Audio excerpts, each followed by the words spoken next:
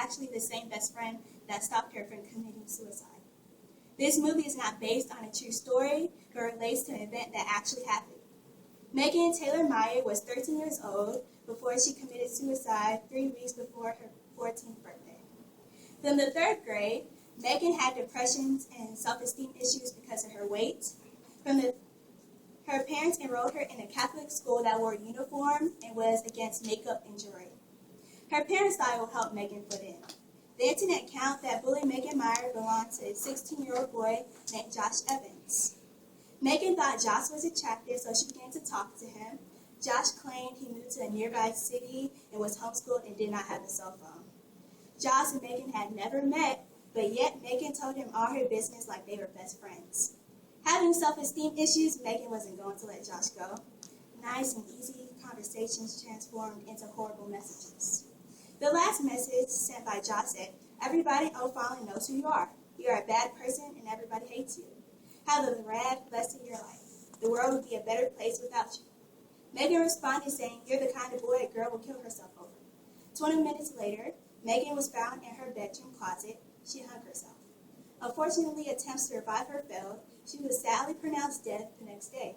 Upon investigation, Laura Drew, the mother of Megan Meyer's former friend, later admitted to opening the MySpace account to seek revenge for Megan spreading gossip about her daughter. The MySpace account targeting Megan involved Laura Drew, her daughter, and other employees. It's a shame to think your own best friend will plot against you and be the cause of your own death. It's a vicious cycle. Who would expect bullies to be victims themselves? These bullies are insecure, so they target other people. My last example of bullying is hazing, which is sort of bullying that's found mostly in high school and college. Young adults want to belong to a sorority or a club so bad that they take the torch of hazing. Who in their right mind will allow another human being to force them to drink ridiculous amounts of alcohol or make you do something you are not comfortable doing? Always remember, bullies can be anyone and everywhere. It is also possible to change them into the good person they used to be. This is how you do it. Kill them with kindness. If they show signs of feeling sorry for you, but if they don't stop before it gets worse, you should tell a trustworthy adult to take actions. Results of bullying. Bullying can cause depression, feelings of insecurity, outcast, antisocial, undeveloped people skills. Appearance. When it comes to appearance, it becomes very tricky. We are taught that beauty is supposed to be from within. We are supposed to be beautiful on the inside and content with the outward appearance, no matter what. Most teenage girls struggle with their appearance, not because they aren't pretty, because of the fake advertisements on TV and magazines. We forget that it's all been airbrushed. All of a sudden, low self-esteem kicks in and we want to look like the girl on TV or in the magazine. We want the perfect hair, perfect body, hoping to solve the problem. We forget that nothing in life is perfect.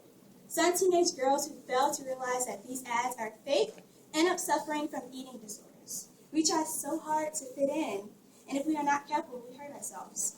Today, beauty is glorified more than people who are brain smart. I thought knowledge was power. When and how did we go wrong? Being obsessed with beauty is a no-no. Just try to eat right and exercise regularly, and you'll be just fine. Tips on appearance. Don't worry about acne. Everybody goes through it. See? There are many good home remedies that can clear up your skin instead of expensive products. Makeup doesn't have to be essential to look pretty. Clothes and fashion are just another thing to worry about. Don't follow the trends, let the trends follow us. Body image is very important to us at this age. To maintain a healthy lifestyle is to eat right and, of course, exercise. Gossiping and drama. Has anyone been a part of gossip? Come on, admit it, we all have. Drama is poison to the soul, and gossiping is the root of all of it. Sadly, we live in a society where people judge you the minute you step out the door by your appearance, even though they don't know you, never spoken with you before, do not know if you are a nice, friendly, warm, and a caring person.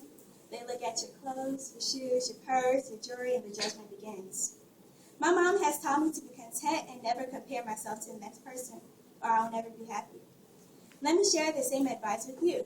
We all have nice stuff anyways, so just be content and happy. If someone's talking about you, develop thick skin and ignore them. It's their problem anyways, not yours. When they are trying to talk about you, they will shut up. All you need is confidence in yourself and it will not bother you. Also try to stay out of other people's business. How to avoid the gossip and the drama.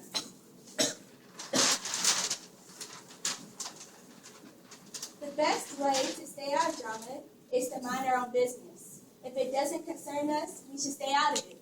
Avoid instigating. Gossiping is the direct cause of most drama between us girls. Some of us find it interesting to invest our lives in other people's because it makes ours more lively.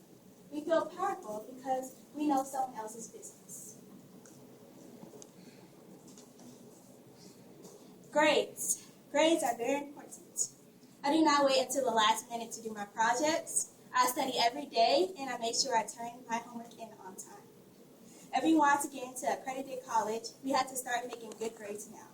Stick to a study pattern that works well for you and hold on to it. Don't forget that accredited colleges are looking out for the best students. Points on grades. Grades are the most important factor to getting a decent education.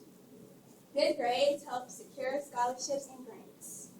To maintain good grades, you have to stay focused on your work. In conclusion, even though we live in a very challenging world with the good and bad hitting us at both times, hope we will stay wise to make the right decisions and live a healthy and successful lifestyle. God bless you all. I am open for questions. Anyone have a question for me?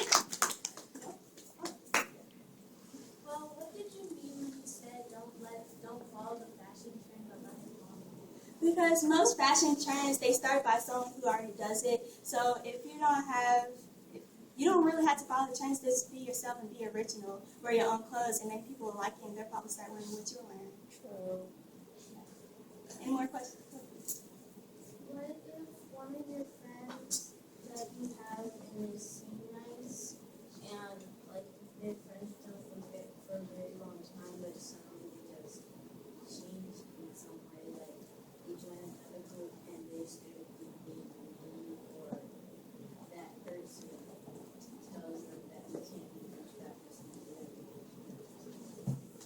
Well, I would just drop the person off because they're a bad spirit, and you don't want that around your friends and your group. And I wouldn't be friends with that person because they obviously aren't your friends if they're going to make you choose between one friend and another. So that's what I would do. Okay. Who or what motivated you to write the book? Good question. Okay, my first book, it all had 100 tips to becoming great children. I was inspired to write this book because I watched news on Fox 5 and I saw the young adult insulting the senior citizen on the MAGA bus, and then on the news it said the third graders plot to kill their teacher. Mm-hmm. And then it all happens in middle school. I was inspired from my experiences from 6th grade all the way to 8th grade to write that book. Crazy nowadays. That is it. How was 6th grade for you? 6th grade was hard for me because I didn't know how to open my locker, and I didn't read my schedule. I never had experience with my schedule, so that was hard for me too. And I went to the wrong classes, and then I had to ask people for help. And I had the first 3 weeks that I had my locker, I had to get my friends to open it because I didn't know how to open it.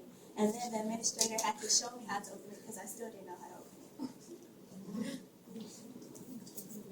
What advice do you have about having a great relationship with parents? With parents, I have a great relationship with my mom. I bond with her. I get to know her more. She knows me because that is my mother. So to have a great relationship with your parents, I guess it's all about listening and getting to know the person and getting to know what they like and what they know what you like, and then you can hang out with them. Sometimes you don't want to do what they want to do, but just because you want to make them happy, you sometimes go along with it. So, From 6th grade to 8th grade, so kind of the beginning of high school, does it go from worse to kind of better or better to worse? Well, it depends on you, actually, because some people, they're not, like me, in 9th grade, I kind of still had trouble because I didn't know my classes and I still went to the wrong classes. But I knew how to open my locker, like, after 2 days. So, it just depends on the person. If they had, like, a bigger sister to teach them before, but I didn't. Thank you.